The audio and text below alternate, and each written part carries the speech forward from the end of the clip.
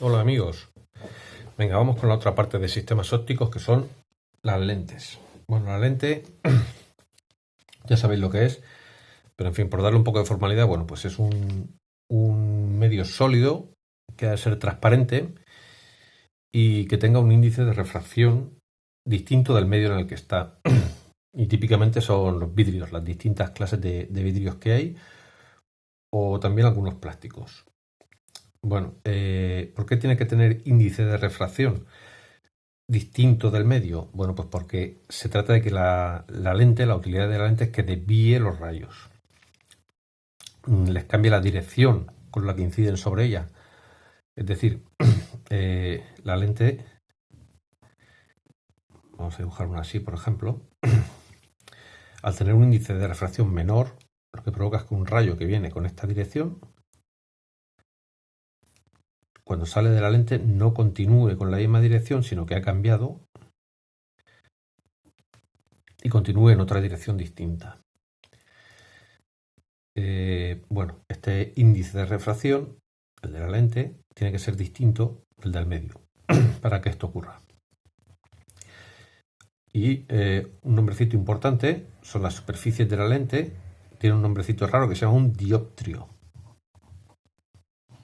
Un dioptrio. Bueno, pues lentes tenemos de dos clases. Las lentes convergentes.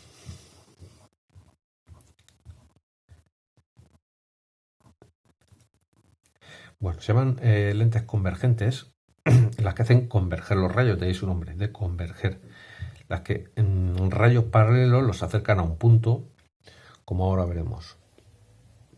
La forma de la lente es fundamental. Las lentes convergentes siempre cumplen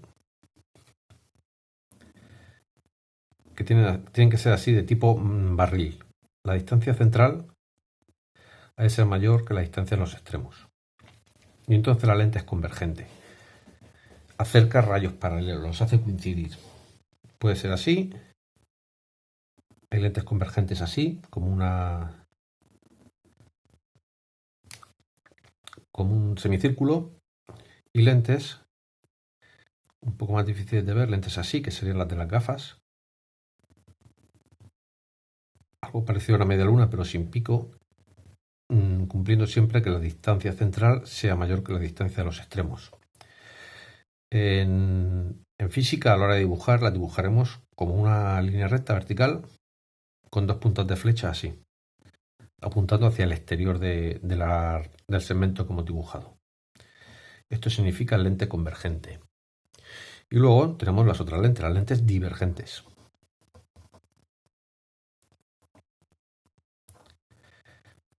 Las lentes divergentes se caracterizan por lo contrario, porque hacen divergir unas de rayos paralelos. O sea, los rayos que llegan paralelos no se juntan hacia un punto, sino que se separan cada vez más.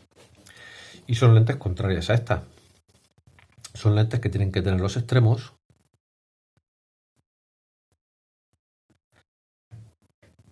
más anchos que la parte central. Existe este tipo de lente convergente. También sería lente convergente esta, porque tiene la parte central más corta que los extremos. Y una lente convergente también sería esta.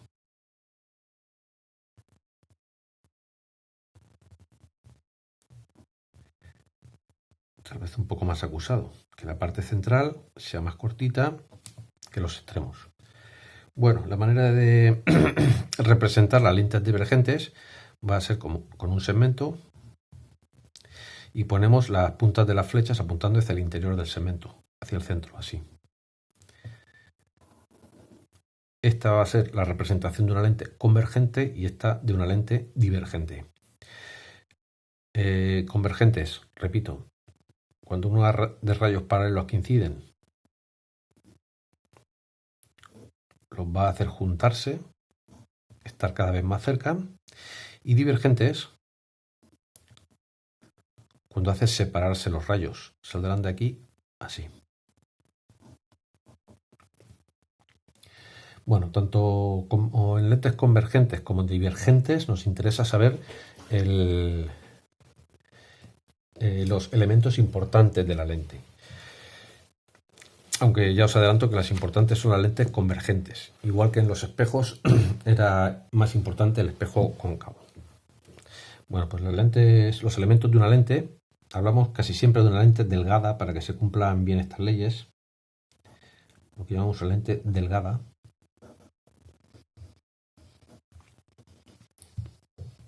Son los siguientes. Es importante ver cómo se hace el dibujo más que verlo en sí mismo, porque igual que los espejos va a ser importante el hacer el trazado. Los ejercicios van sobre hacer el trazado. Imaginamos una lente convergente. Tiene que ser así, con grosor mayor en el centro que hacia los extremos. Bueno, dibujamos el eje óptico, igual que en el caso de los espejos. Es un rayo que normalmente pasará por el centro de la lente. Este sería el rayo al que no le ocurre nada por pasar al pasar a través de la lente. A cualquier otro rayo se va a desviar, como ahora veremos. Bueno, como siempre, está el centro de curvatura.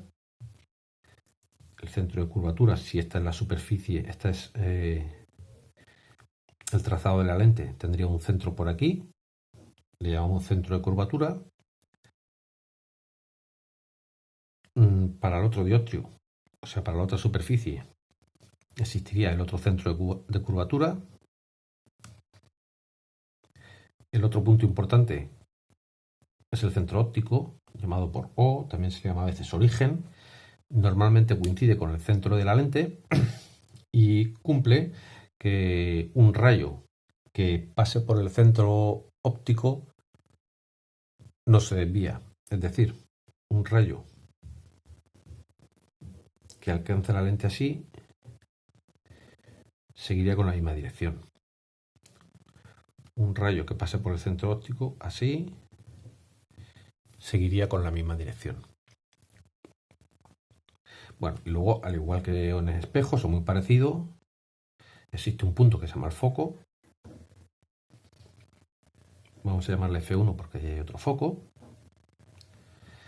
Y los focos cumplen que cualquier rayo que pase por el foco, por ejemplo este, saldrá de la lente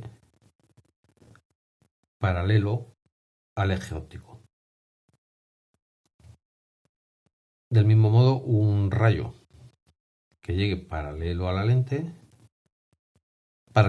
que llegue a la lente paralelo al eje óptico, pasará a la fuerza por el otro foco. Y estos son los rayos importantes, los rayos notables de una lente delgada. Puestos aquí tenemos varias distancias importantes. Bueno, este sería respecto a O, lo que llamamos como radio 1, el radio de curvatura 1 de la primera superficie, y este el radio de curvatura 2. En general no tienen por qué coincidir, la lente puede no ser simétrica, aunque en general se les va a hacer coincidir. Bueno, luego tenemos las distancias focales, igual que en lente, la distancia focal. Tenemos dos distancias focales, esta y esta. Desde O hasta F es una distancia focal. Normalmente se representa por F1. Y el segmento desde O hasta F2. La superficie focal debida al otro dioptrio, normalmente representada por F2. Bueno, como tenemos dos lados, igual que en los espejos, todo lo que esté desde el centro de la lente, desde O hacia la izquierda, todo lo que esté por aquí, le vamos a llamar objeto, porque es donde situaremos el objeto de estudio. Y todo lo que esté a la derecha le vamos a llamar imagen. Así que esta sería la distancia focal objeto, mientras que la distancia focal que está del lado que hemos llamado imagen se llama distancia focal imagen.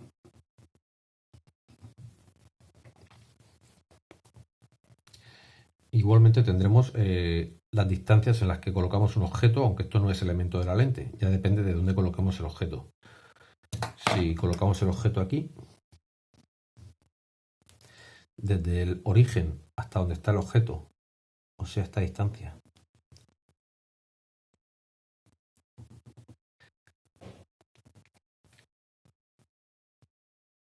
que representamos por S1, y donde se nos forma la imagen, imaginemos al azar que se nos forma aquí, pues la distancia que va desde aquí hasta aquí, que la llamaríamos S2. La distancia, repito, la distancia del origen hasta el objeto real que hemos puesto S1 y la distancia desde el origen hasta donde se nos forma la imagen, la distancia imagen. Distancia objeto, distancia imagen.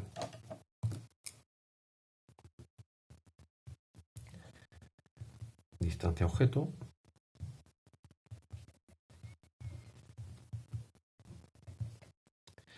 Distancia imagen. En lentes delgadas, además, se cumple que F1 tiene el mismo valor que F2, pero cambiado de signo. Esta distancia, la distancia F1, esta va a ser la misma que esta, pero como está del otro lado, le cambiamos el signo. Bueno, y puesto que ya conocemos las lentes y los elementos importantes de la lente, pasamos al siguiente trocito de la clase que va en otro vídeo, que va sobre el trazado de redes, sobre la formación de imágenes. Venga, hasta luego.